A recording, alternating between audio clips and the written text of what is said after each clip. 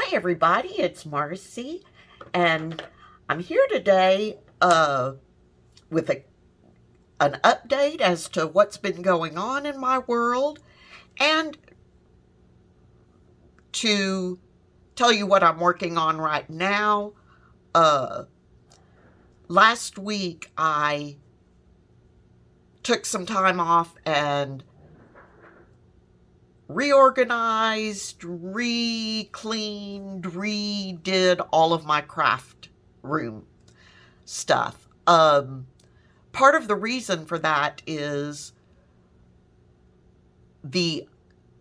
my craft room will be a mess again, but I needed to clear out the overflow that I had allowed to go into other rooms because we're trying to make a nice place for my mom to be able to come visit or stay with us for a while.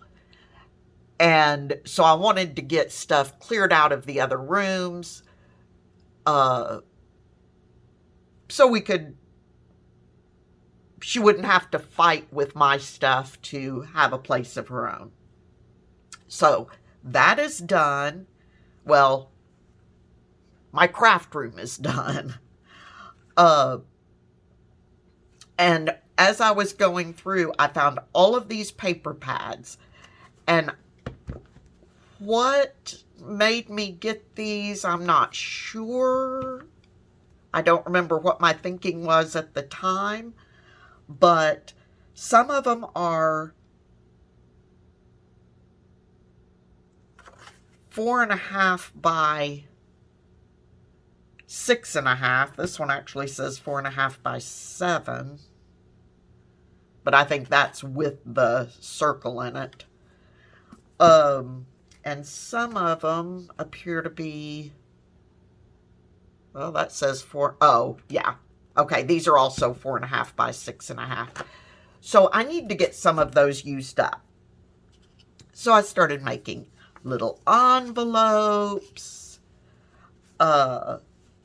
These pockets are envelope pockets. Denise at Papercraft D did a wonderful video on these. And she learned them from Corey Dahman.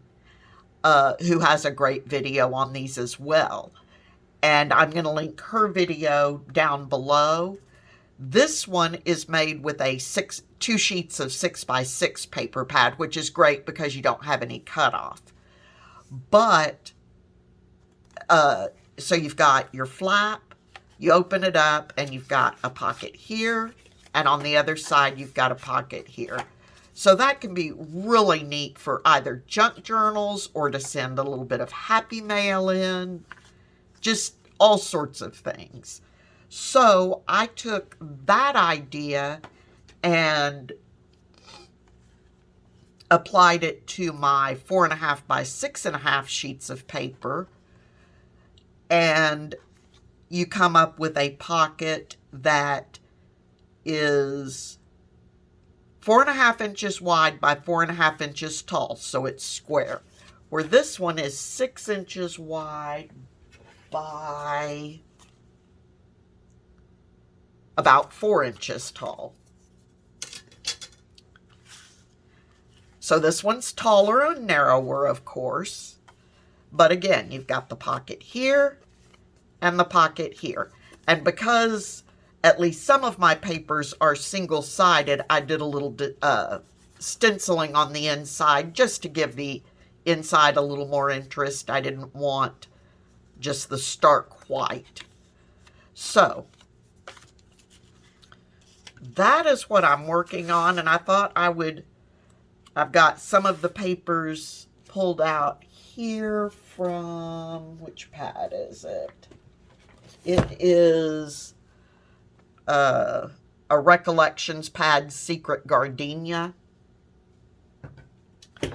So, and I think for this one,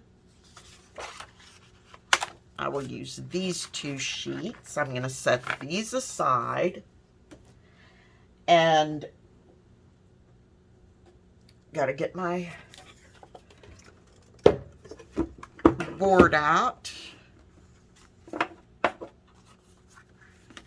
trim off the hole, so I'm going to cut it to 6.5 inches tall.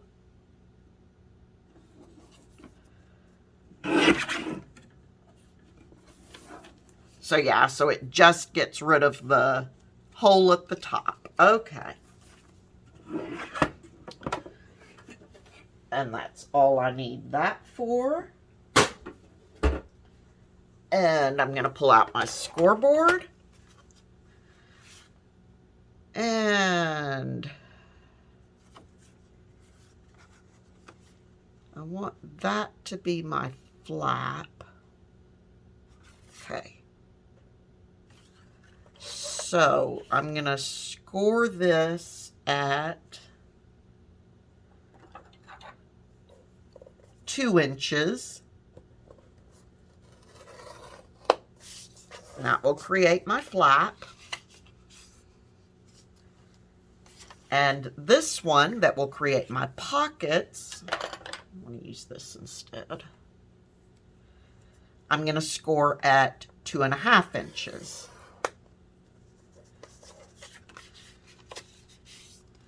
Okay.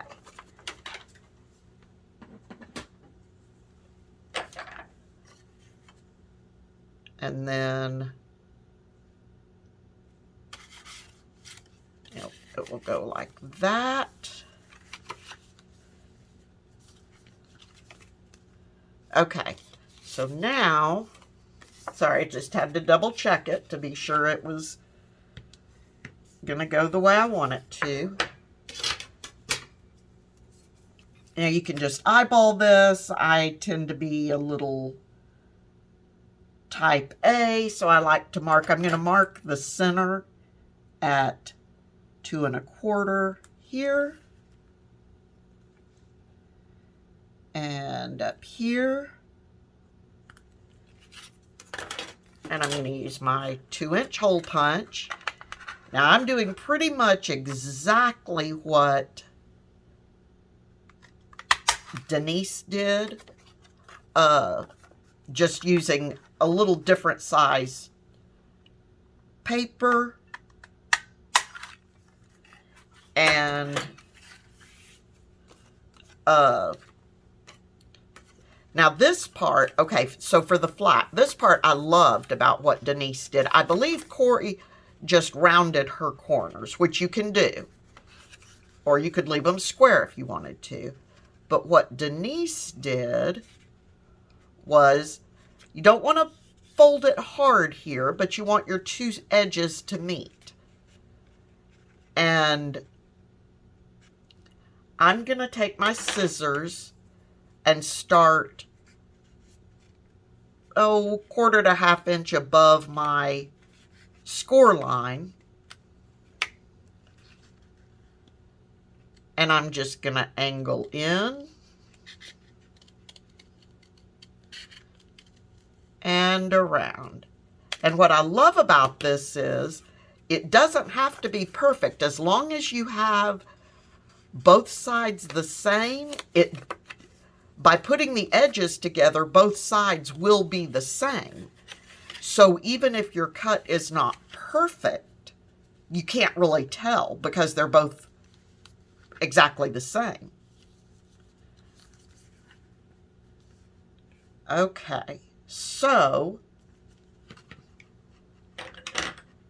and then you just ink around it. You'll glue,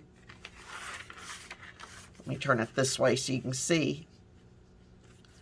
You'll put glue here and here to put that down, and you'll put glue here and here to put that down, and you've got your little double pocket envelope thing.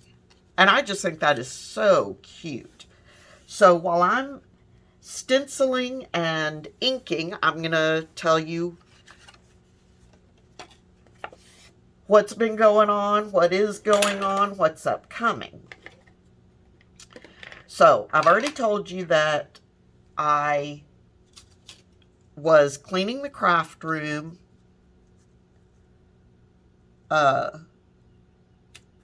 So we'll have a nice good space for my mom.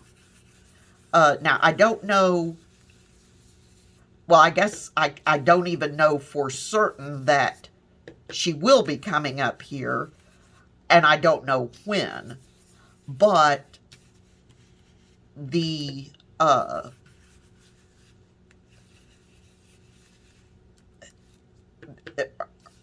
the thinking seems to be that it's probably at this point more likely than not that she will come up here.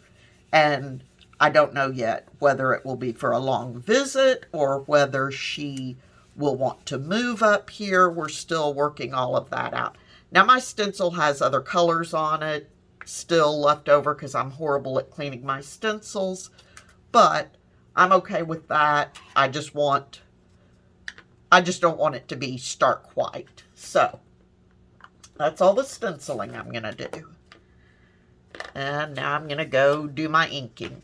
But,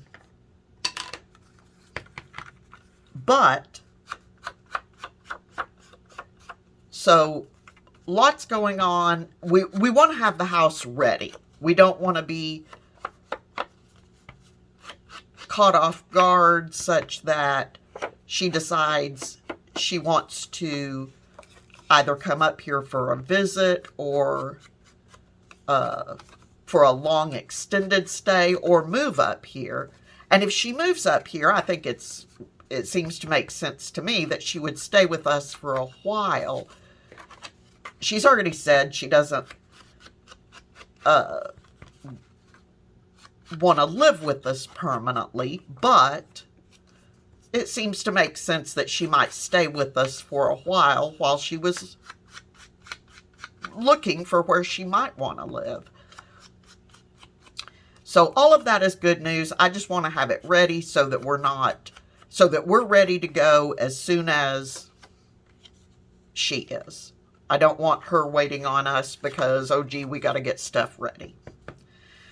So that's what last week was.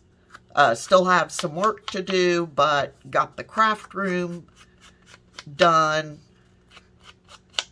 and more importantly, the overflow from the craft room. And the other thing is I will be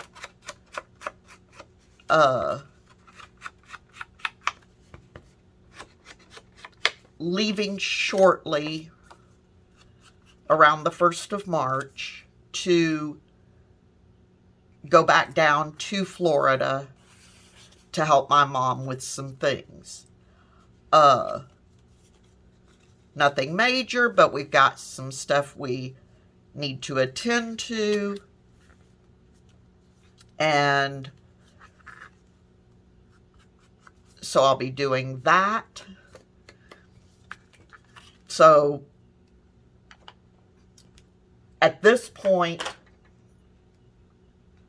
well, I guess the long and short of it is, at this point, my videos are going to be very random for a while.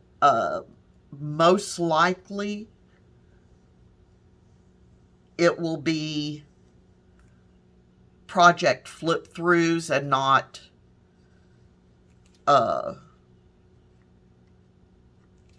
how-tos or how I'm doing something for a while. Everything's okay, but we do have some things that need to be taken care of. And shooting the videos is becoming more and more difficult because I'm spending a lot of time on the phone with my mom. And this is not a complaint by any means from me. This is just what I need to do. And so I'm not going away, and hopefully you'll still see me in some chat rooms and stuff like that. from time to time, but my videos, I won't be making as many videos and I can't even, I wish I could tell you how long it will go, but for a while at least. So there we go. That was really easy. So I wanted to let you know, because I didn't just want to disappear and not give you any reason, but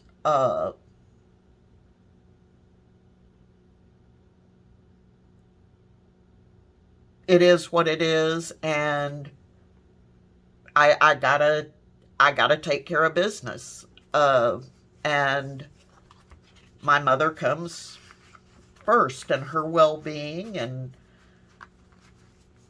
so I will be around, but not as much as I have been, and I'll try to keep you up to date as much as I can. I anticipate on March 1st also putting my Facebook group on pause.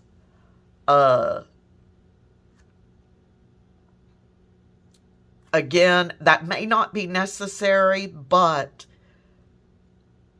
it may be the easiest way for me to not have to think about one less thing I need to think about. So as much as I hate to do it, because I just did start the group, but I'm thinking it might be best all the way around. If effective March 1st, I put my Facebook group on pause, and then once things settle down a little more and I have a little better idea how things are going to go, then restart it again. So that's all I've got for today. I just wanted to let you know what's going on. You guys have been absolutely wonderful, and I know you all will understand perfectly. So until next time, I wish you all a wonderfully happy, crafty day, and I will see you all very soon. Bye-bye.